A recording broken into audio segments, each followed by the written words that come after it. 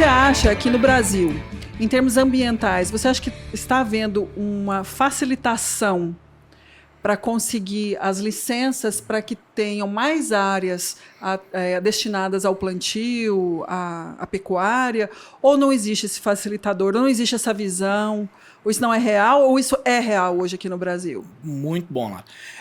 O que está acontecendo é o seguinte, infelizmente no Brasil, não só na área ambiental, mas em qualquer área, o Brasil tem um monte de legislação que foi feita para não dar certo. Uhum. Né? Aqui no Brasil a gente tem a mania do proibir resolve. Sim. E não resolve.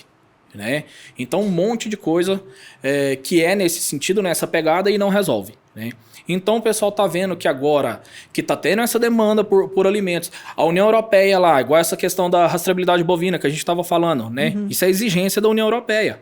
A China não tá nem aí. Se tá desmatando ou se não tá, se tá pondo fogo na Amazônia ou não tá, eles não estão nem aí. Uhum. Eles simplesmente querem a carne no prato. Uhum. Né? João Paulo, Já a Europa não. A Europa, ela preocupa com isso. Mas o que é a exigência da Europa? Porque a Europa produz.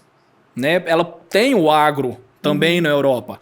Só que o agro deles lá, igual eu falei o nosso aqui, produz muito pouca área, com qualidade, barato e preservando o meio ambiente. Uhum. Né? Mas fazendo um parênteses, João Paulo, do que você está falando, por exemplo, são momentos e momentos, né?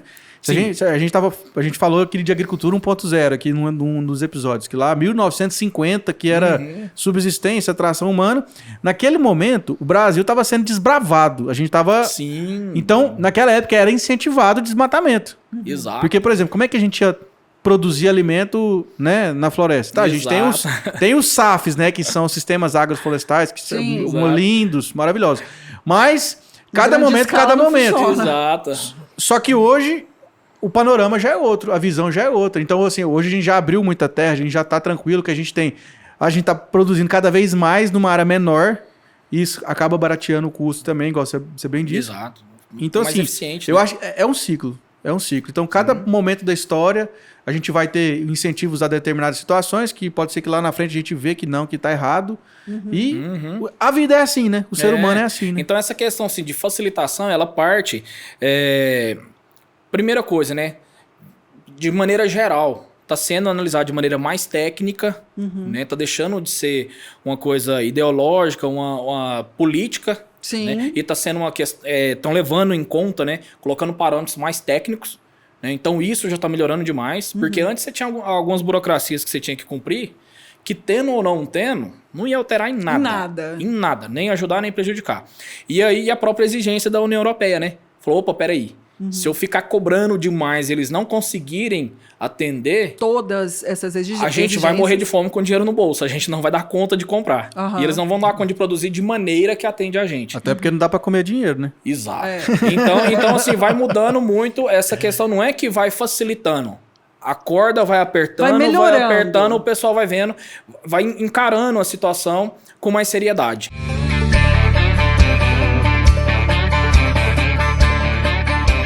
Não tem outro país no mundo que tem tantas exigências quanto o Brasil tem. O senhor concorda com essa afirmação? Faz sentido? Eu concordo e faço coro. O problema da nossa...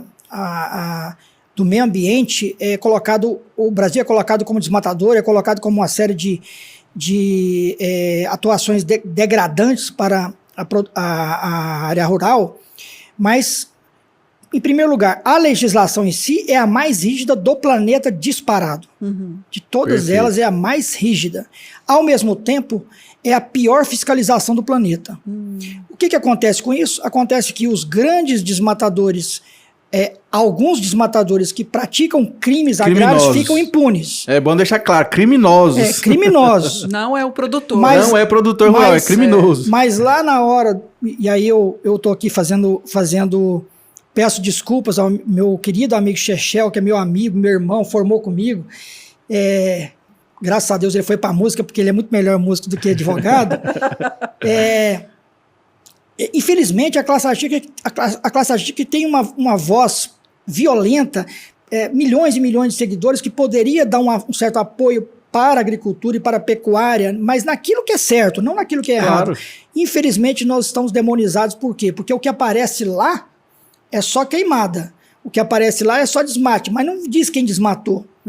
Quem desmatou é um criminoso. Um criminoso. Uma pessoa que não obteve licença ambiental. Aliás, essa questão da licença ambiental ela precisaria ser tratada há uns vários anos, porque não se dá licença ambiental para produtor rural honesto. Então não é muito concreto, então, né? Infelizmente, os nossos órgãos ambientais estão aparelhados de gente lamentável. Tem gente muito boa, mas tem muita gente ruim que não trabalha direito. Pronto, a gente tem que trazer um convidado agora para falar sobre esse assunto, viu, Lara? Vamos anotar. Que é mais um assunto. E tem que ser alguém lá do governo, eu acho. Eu acho que tinha que trazer o pessoal do IBAMA, do ICMBio, porque eu acho que eles fazem um bom trabalho, mas não precisam ser radicais com relação a isso. É preciso licenciar no tempo certo, porque uma pessoa que compra uma fazenda de 500 alqueires para plantar 65% dela, é permitido pela lei, tem lá as licenças ambientais. Por que não se concede a licença do jeito correto?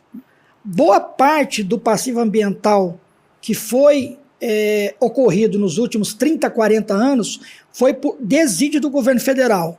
Permitiu-se, lá no Mato Grosso, inclusive, que é pior, talvez aqui também, aqui nas nascentes do Rio Araguaia e assim por diante, grandes desmatamentos que foram feitos, as pessoas compravam uma propriedade, não podiam desmatar e iam desmatando, porque ela precisava de plantar, precisava de colher. Tem o direito que a lei protege, mas não tem o processo regular de licenciamento ambiental. Nós tivemos até um convidado aqui, não me recordo quem, o Pedro deve lembrar, que ele disse pra gente o seguinte, falou assim, que o Brasil ele é campeão, esses órgãos que regulam o agro, de falar assim, não pode.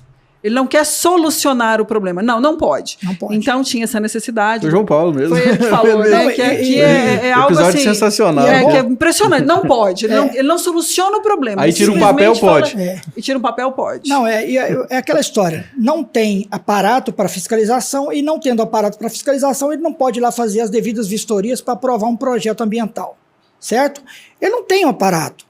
Os governos, fala-se muito do governo Bolsonaro, eu não sou partidário de nenhum político. A conversa aqui é técnica. Tá, minha conversa aqui é técnica. Seguinte, nos últimos 30 anos, nós tivemos um processo de reforma agrária que eu considero o maior equívoco da história, porque nós concedemos concessões de terra para mais de 400 mil pessoas e não demos subsídio agrícola para eles. Não demos educação, não demos educação agrícola, não demos educação para os filhos dessas pessoas. Qual que é o assistência sentido? técnica. Aí eu lhe digo, vai lá e verifica se 80% pelo menos dos títulos concedidos para estes assentados estão na mão deles ainda. Eles venderam aquilo que não é deles, porque eles não têm como ficar lá. Não tem como ficar. Além disso, e aí eu puxo a orelha dos meus colegas artistas novamente, será que alguns deles sabem que o maior nível de desmatamento que tem hoje no Brasil são dentro dos assentamentos do INCRA? Pergunta se tem um assentamento do INCRA que foi embargado, porque existe uma coisa chamada embargo ambiental. Quando uma propriedade rural da Lara foi plantada e foi desmatada inadequadamente, ela vai ter a fazenda dela embargada, ela não pode plantar nenhuma rosa nem mais. tira financiamento para nada, né? Acabou. Fica bloqueada. Ela entra numa lista pior do que a lista negra do trabalho escravo. Ela não consegue mais vender uma galinha, quanto mais um saco de soja.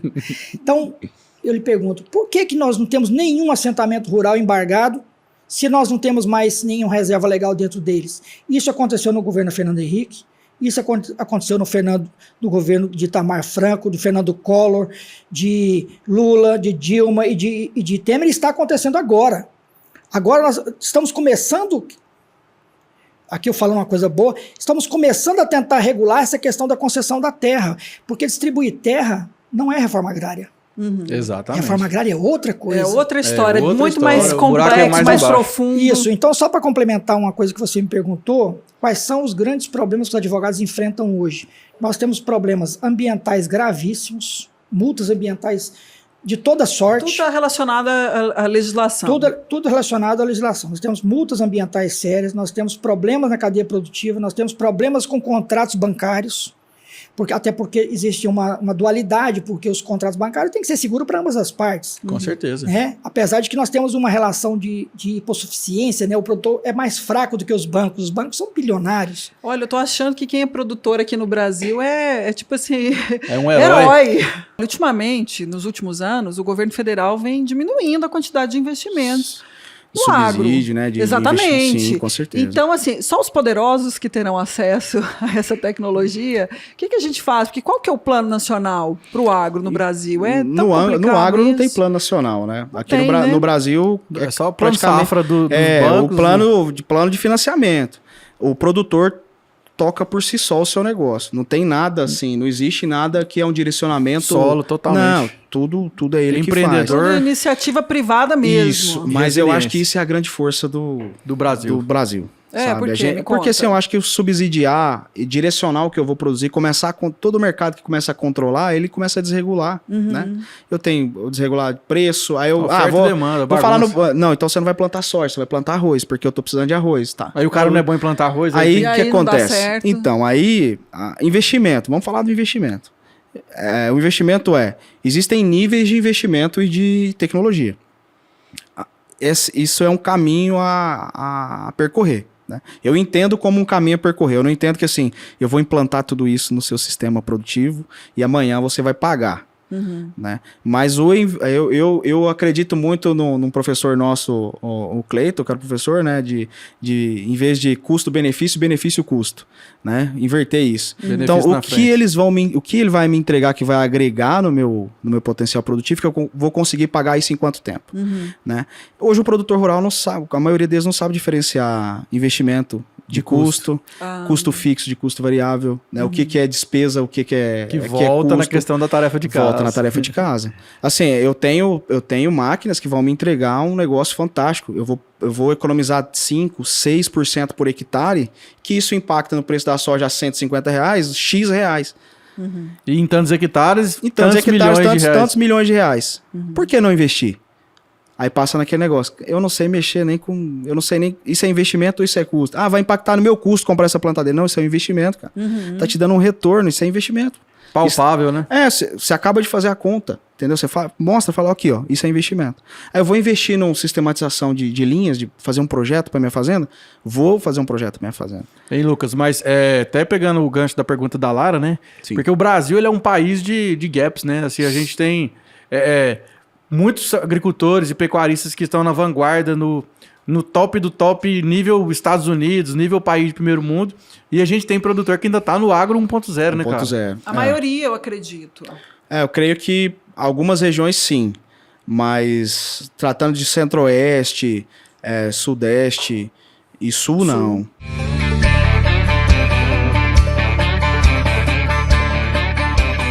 O tributário brasileiro ele é muito complexo, né? Porque muitas vezes os próprios agentes lá, eles não dominam o conhecimento sobre o assunto, né? Exatamente. E acaba tendo cobranças indevidas, coisas que, de fato, se quem não tiver uma assessoria de qualidade, acaba se lascando aí. É né? porque é o seguinte, o direito tributário ele é permeado pela Constituição Federal. Né? Então, a Constituição que vai dar todos os ditames, né, sobre a principiologia mesmo, a essência de cada tributo.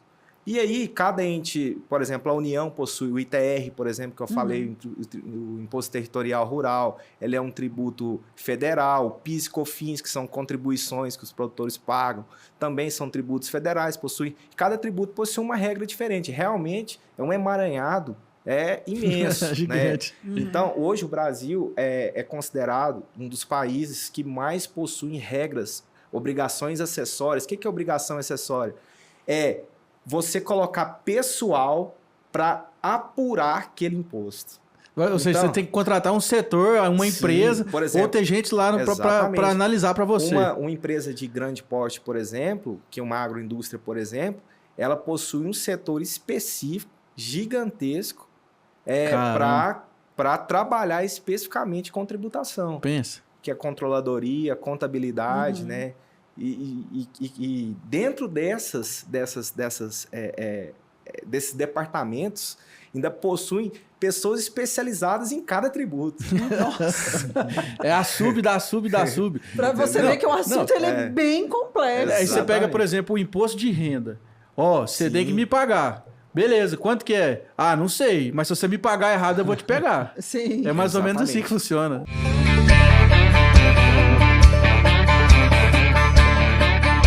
O que significa ILP. Não, mas calma aí, ele nem se apresentou ainda. Se apresenta aí, Daniel. Fala pra quem tá assistindo quem é você, né? Eu fiz aqui uma breve Você introdução. viu o nível de ansiedade da pessoa, tá né? Sobre o acelerado. assunto. Bom, eu sou goiano, eu sou engenheiro agrônomo, formado na Universidade Federal de Lavras e com mestrado em Ciência Animal e Pastagens pela Exalc. E trabalho há mais de 20 anos com sistemas de produção integrados, né, lavoura e pecuária. Ele já traduziu o que eu perguntei para ele. Vocês já pegaram aí, né? Qual que vai ser o assunto de hoje? Isso aí. E o ILP, Daniel? Fala assim, traduzindo em miúdos, pensando que a gente tá aqui com um público que tem desde a dona de casa que tá ali fazendo o almoço, preparando o café, até o produtor rural de Escutando 10 a mil gente hectares. no Spotify. Bom, a ILP é um processo onde você associa as duas atividades dentro da fazenda, a agricultura e a pecuária. Você pode associar essas atividades na forma de consórcio entre as culturas anuais, como soja, milho, arroz, girassol, com as pastagens, ou fazer a sucessão dessas culturas, né? Ou trabalhar em rotação, trabalhar alguns anos com lavoura, alguns anos com pastagem, e buscando sinergismo entre essas atividades, buscando maior sustentabilidade e diversificação do que se está fazendo na fazenda, diversificando os produtos, né? Verticalizando a produção dentro da fazenda. Eu achei esse assunto um tanto quanto complexo, que traduzindo mais ou menos o que você está falando, então eu tenho duas, eu não posso falar lavouras, né? Eu tenho duas produções, duas safras, ao mesmo tempo, é isso? É praticamente assim, você tem o plantio das lavouras no verão, por exemplo, você pode plantar a soja, pode plantar o milho, e intercalar isso com pastagem ou plantar essas culturas ao mesmo tempo, né, consorciadas. Na mesma área. Na mesma área. A gente fala que é o consórcio. Que é o consórcio, né? Uhum. Então, na verdade, a gente trata a pastagem também como uma lavoura. Uhum. Ele entra no sistema como uma lavoura onde você vai produzir boi. Dentro das suas áreas. Dentro das áreas. Gente, mas esse assunto ele é danado, hein? Eu achei ele danado, porque eu fico pensando assim, como que o milho e a pastagem crescem juntos? É possível crescer assim, na mesma proporção? Ou planta junto, planta separado? Tem que esperar 10 dias, uma semana? Olha a pergunta dela. Ela prestou atenção, é sensacional. Então, existem várias técnicas, né, para você trabalhar esse plantio consorciado, né? O milho é uma das espécies mais favoráveis para fazer isso, principalmente por causa do seu porte alto, né? As espigas... Aí não se mistura? Não se misturam muito, mas você tem que usar técnicas para evitar que a pastagem compita com o milho, né? Ela em algumas fazendas, em alguns processos, a gente vê que o produtor não utiliza a técnica correta e a pastagem acaba competindo muito com o milho e reduzindo a produtividade do milho. Então, existem técnicas para se fazer o consórcio, inclusive com o milho, com a soja, com o girassol, com o arroz, que são plantas com fisiologia totalmente diferente, com altura diferente, ciclos diferentes. As próprias gramíneas, no caso das pastagens, elas também têm tamanhos diferentes, exigências em fertilidade do solo diferentes. Então, você tem que saber qual é o seu objetivo, por que você quer consorciar isso, qual a fertilidade do solo, qual o período que você vai colher, se você está preparado para fazer isso. Então, não é uma coisa simples, é simples se fazer integração lavoura-pecuária. Ela tem uma série de técnicas que a gente preconiza antes de sentar no processo para que você consiga produzir.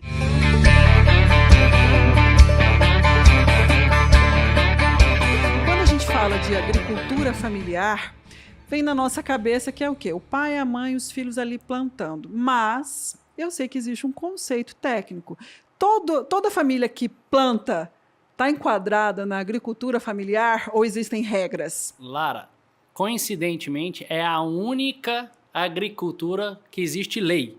Então, existe uma lei, um decreto federal, da qual, sim, toda a família, todo produtor que é agricultor e que pelo menos predominantemente possui uma propriedade e grande parte do esforço dele, da renda dele, da família, do trabalho mesmo ali dos filhos, da própria mãe, e uma propriedade de até 4 módulos fiscais, que isso é um parâmetro que cada município existe um tamanho mínimo de módulo fiscal, é enquadrado da agricultura familiar. Então existe essa lei da qual os produtores se enquadram nela. Então existe realmente uma legislação que contempla quem realmente é agricultor familiar. Existe aqueles grandes produtores, né, de que os pais, os filhos produzem, mas eles infelizmente não se enquadram no quesito de agricultura familiar, justamente pelo tamanho da propriedade. Pelo tamanho, porque assim, eu acho que, se eu não me engano, é a Lei 11.286 de 2006. Se eu não me engano, né? Se não me falha a memória, mas eu sei que é de 2006 e realmente ela caracteriza esse público, né? E lá na lei, Ricardo, fala assim, eu tava até dando uma lida, né? Para me poder não passar vergonha, né? Para saber conversar sobre o assunto. E lá fala que o sustento tem que vir única e exclusivamente da atividade executada dentro da atividade rural. Teve uma alteração recente, até o Ministério da Agricultura alterou o decreto, que ela tem que ser predominantemente rural. Predominantemente. Não necessariamente exclusivamente rural. Então, assim, o pai pode trabalhar, o filho pode trabalhar, mas grande parte da renda, do sustento da família tem que advir da propriedade rural, da atividade rural. E a questão da mão de obra. A mão de obra também tem que ser, em sua maioria, da família. O gestor pode ser o pai ou a mãe, né? A gente vê um grande aumento das mulheres sendo gestora dessas propriedades, que é algo que o próprio governo, tanto federal quanto estadual, tem motivado. E qual que é o benefício dessas famílias se enquadrarem nesse modelo? Tem algum benefício, algum diferencial? O benefício que a gente fala é mais na questão de política pública, né? Para a gente estar atingindo esse pessoal, essa agricultura familiar, os programas sociais e os programas de fomento da agropecuária para o pequeno produtor, eles devem enquadrar nessa questão de agricultura familiar. Existem programas como o PAA, que é o Programa de Aquisição de Alimentos, de várias modalidades. Existe também o PENAI, que é o Programa Nacional de Alimentação Escolar, da qual garante grande parte da compra da produção desses agricultores familiares.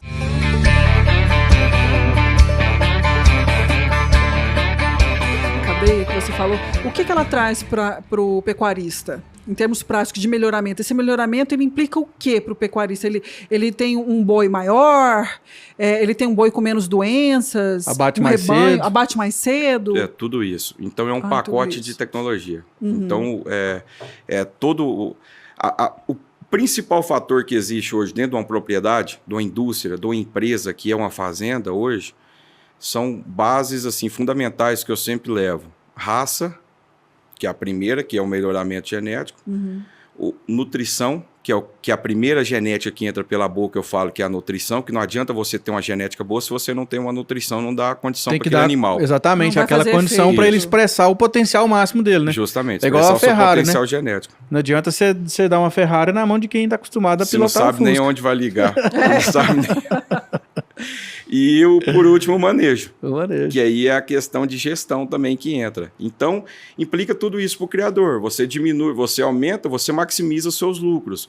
Então, para você ter uma ideia, na época do meu avô, matava-se boi com 6 anos. 6 anos, é isso aí, 5, 6 anos. 6 anos de idade. Hoje, nós estamos matando boi com 18 meses, 24 meses. São 2 anos. Nós temos 4 anos de redução. E são duas coisas, né? Olha o custo de redução de custo. Exatamente. Tem o lucro e tem essa urgência também de alimentar a população. É o principal. Então são duas coisas. Teve que ter esse melhoramento também por conta disso. Não Na verdade, eu acho que não teve que ter, viu, Lara? Eu acho que ele tem que ter sempre, né? Eu acho que ele não, é infinito, né, Murilo? E tem muito para andar ainda. Tem muito para acontecer. Tem mas muito para fazer. Será que vai bater menos de 18 meses? Não, eu acho que talvez não. Mas, outras coisas, né? Mas esses que abatem com 18, 24 meses, tem que multiplicar esses. Entendeu? Então, eles são muito poucos hoje. A pecuária ainda nossa hoje, pecuária, eu falo sem medo, ela, no número todo que você for ver, ela ainda é muito... Ela deixa-se muito a desejar ainda, precisa intensificar mais. Você pega... A intensidade que a gente tem hoje na lavoura é muito maior. Era isso que eu te perguntar. Ainda existe? Essa balança ainda está muito desproporcional? Muito desproporcional.